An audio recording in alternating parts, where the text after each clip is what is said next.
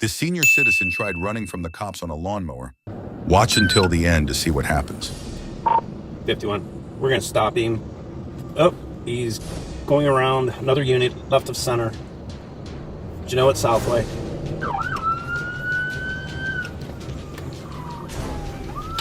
He's going through a yard. He's going through 2 yards northbound. Continuing north through other front yards, 3900 block of Clark, headed towards Hazelbrook.